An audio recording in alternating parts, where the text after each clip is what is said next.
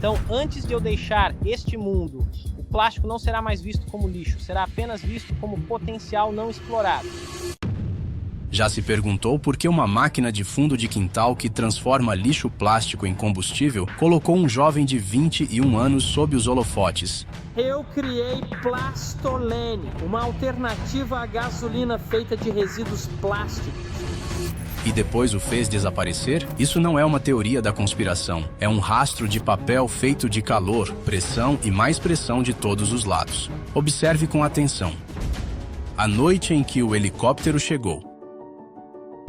Imagine um local de trabalho silencioso na beira da mata, lâmpadas nuas zumbindo, um reator caseiro fazendo tic-tac, o ar quente de solvente e solda.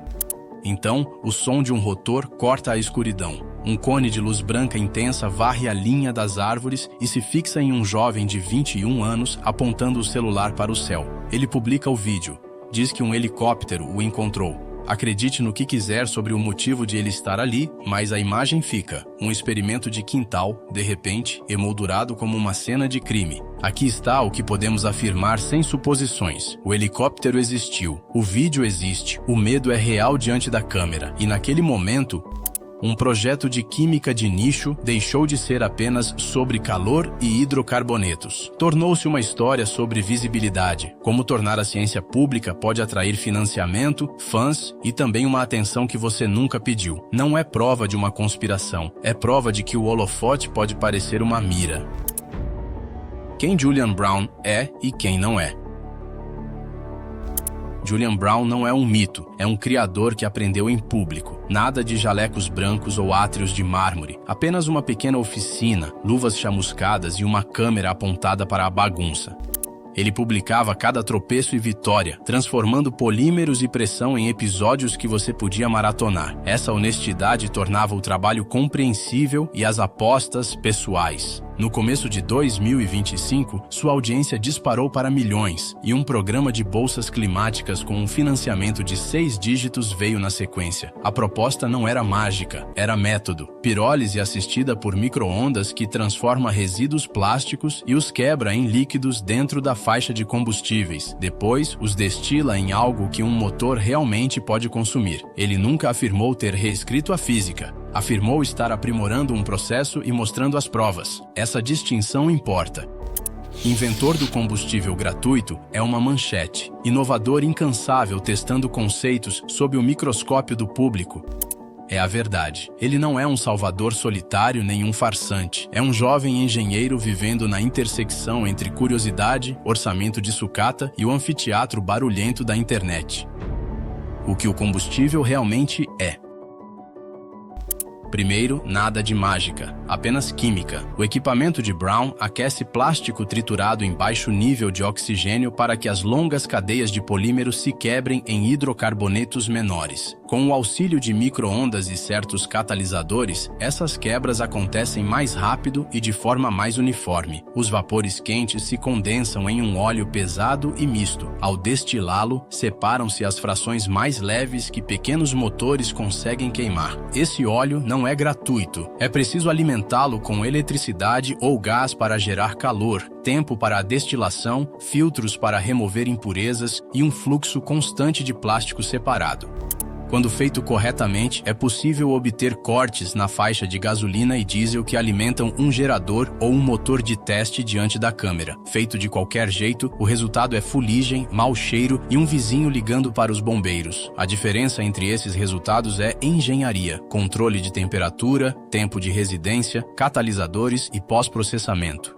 E quanto a mais limpo que o diesel, comentários iniciais de um laboratório comercial sugeriram boas características de queima em uma amostra, mas isso não é o mesmo que emissões certificadas em ciclos reais de uso. O uso na aviação é ainda mais rigoroso. Os padrões de combustível de aviação são uma fortaleza por um motivo. Então aqui está o cenário claro. A pirólise de plástico em combustível é real. Sistemas caseiros podem produzir líquidos combustíveis. E Brown demonstrou motores funcionando com seu produto destilado. As questões em aberto são as grandes: escalabilidade, conformidade ambiental, viabilidade econômica e segurança, onde os experimentos se transformam em listas de equipamentos, licenças e burocracia.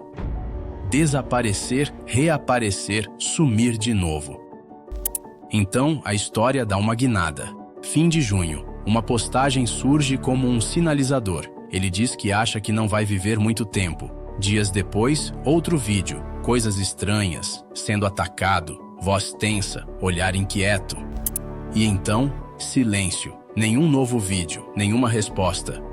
As sessões de comentários se transformam em grupos de busca. 2 semanas passam. A mãe dele diz a um repórter que ele está seguro. Quando ele reaparece, sua explicação é direta. Contas comprometidas, instruído a sair dos holofotes enquanto tudo era resolvido. Nada de um final cheio de mistério, apenas os perigos modernos de criar em público. Atenção viral, trolls, imitadores e os tipos de dores de cabeça com segurança digital que engolem seus fins de semana. Lendo sem mistério, ainda assim a tensão é palpável. Um jovem inventor se assusta, se cala, retorna com uma explicação racional e continua experimentando. Nada disso prova um grande complô contra ele, mas prova uma verdade maior. Quando sua bancada de laboratório também é um estúdio de transmissão, o trabalho deixa de ser apenas termodinâmica, passa a ser segurança operacional, resistência mental e saber quando apagar as luzes para manter a chama acesa.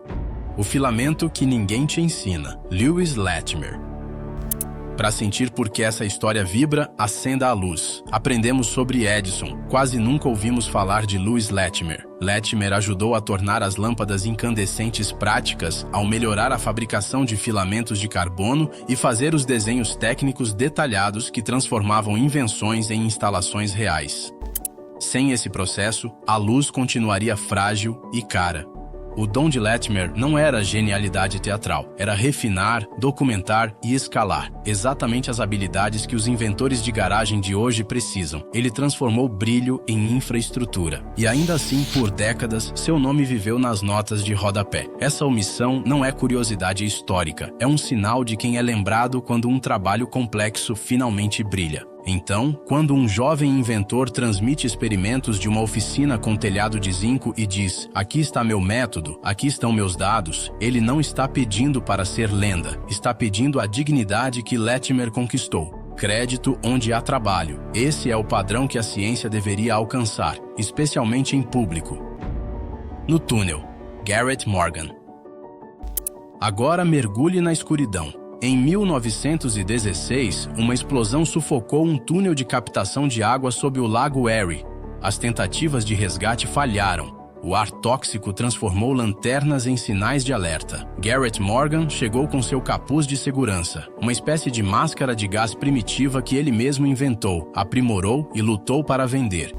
Ele e sua equipe desceram onde outros não conseguiam respirar e tiraram homens de lá. As manchetes primeiro exaltaram o equipamento, depois apagaram o herói. As encomendas do capuz de Morgan teriam despencado quando os compradores descobriram que o inventor era negro. Para manter o produto vivo, ele às vezes usava brancos como representantes nas demonstrações.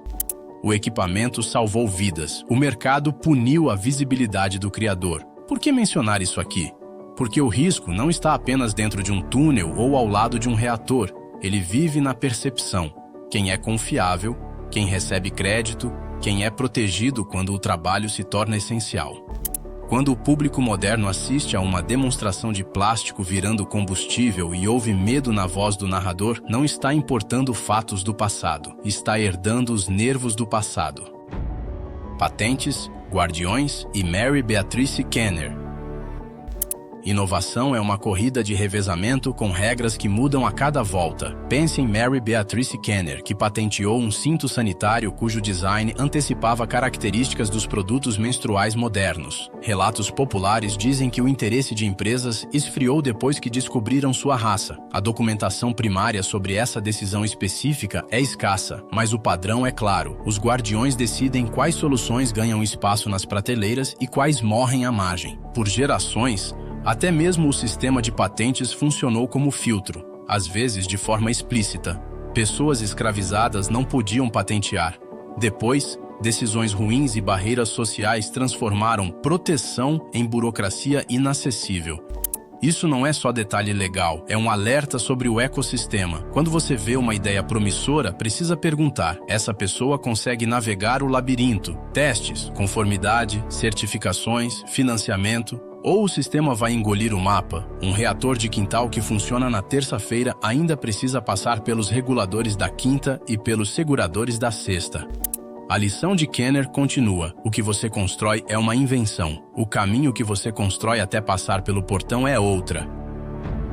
GPS e um laboratório atacado. Gladys West e Percy Julian.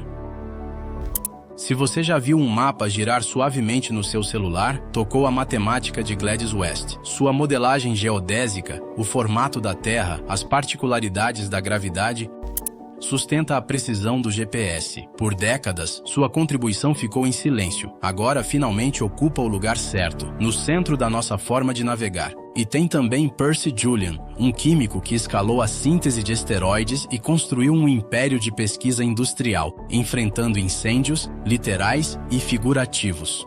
Sua casa em Oak Park foi atacada. Ele reconstruiu, continuou contratando, patenteando e publicando. As duas histórias lembram que progresso não é só descoberta, é resistência em torno da descoberta. Comunidades, laboratórios e vidas carregam esse peso. Então, quando um criador moderno diz "vou sair do ar", você pode sustentar duas verdades ao mesmo tempo. Os fatos que conhecemos podem ser comuns: contas comprometidas, estresse, checagem de segurança, e o contexto histórico é extraordinário. Já vimos genialidade avançar sob ameaça antes. Também sabemos que ela sobrevive melhor quando os trilhos de segurança são mais fortes que a fábrica de boatos. O que está em jogo, o hype e o que podemos dizer com certeza. Vamos traçar limites claros para as afirmações. Pode dizer: a pirólise de plástico em combustível existe. Assistência por micro-ondas pode melhorar o aquecimento. Pequenos motores já foram vistos funcionando com frações destiladas. Comentários preliminares de um laboratório comercial sugeriram bom desempenho de combustão em pelo menos uma amostra. Uma bolsa climática com financiamento deu continuidade ao trabalho. Publicações em redes sociais documentaram medo, um vídeo com helicóptero, um sumiço e um retorno. Não diga: o combustível é gratuito. Há aprovações para a aviação. Uma invenção de garagem vai derrubar uma indústria de trilhões de dólares. O equilíbrio energético real, os controles de emissão e a conformidade estão nas letras miúdas. Licenciamento, catalisadores, descarte de resíduos, colunas de destilação, sistemas de queima e a glória discreta dos travamentos de segurança. É aí que um demo legal vira fornecimento real. Se quiser que a verdade vá tão longe quanto o hype, prenda ela aos recibos, análises de combustível antes e depois, testes consistentes de emissão, durabilidade em motores, replicação por terceiros. Quanto mais o método sobreviver a esse caminho, menos ele vai precisar de lenda para se manter de pé. Para onde isso vai agora? Imagine a versão em escala. Não uma única máquina, mas um mosaico. Contratos municipais de lixo alimentam reatores com tamanho de bairro, não de país. Pré-seleção remove PVC e impurezas. Sistemas de fluxo contínuo estabilizam o calor. Filtros controlam os gases. A destilação afina os cortes. Testes de motor evoluem para ciclos de certificação. Licenças na parede ao lado das fichas de segurança. O ar na direção do vento continua sem graça. O medidor de energia reclama menos porque a recuperação de calor funciona.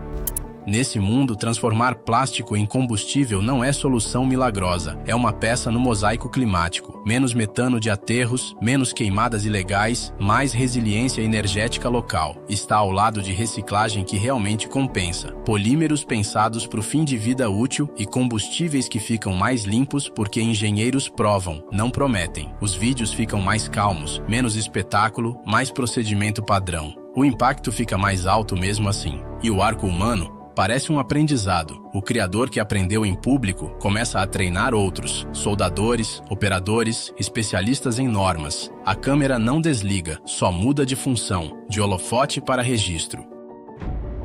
A escolha que fazemos como espectadores.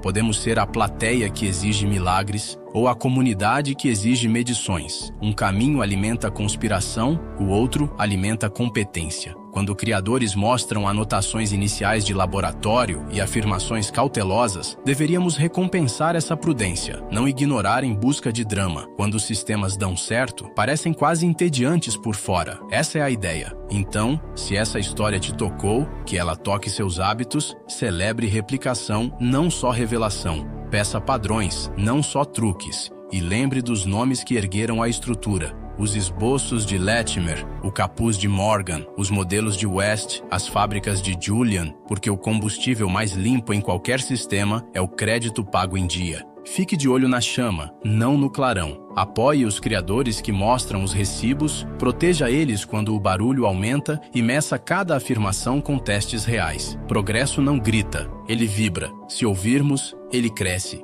Mais quente, mais estável e forte o bastante para todo mundo enxergar.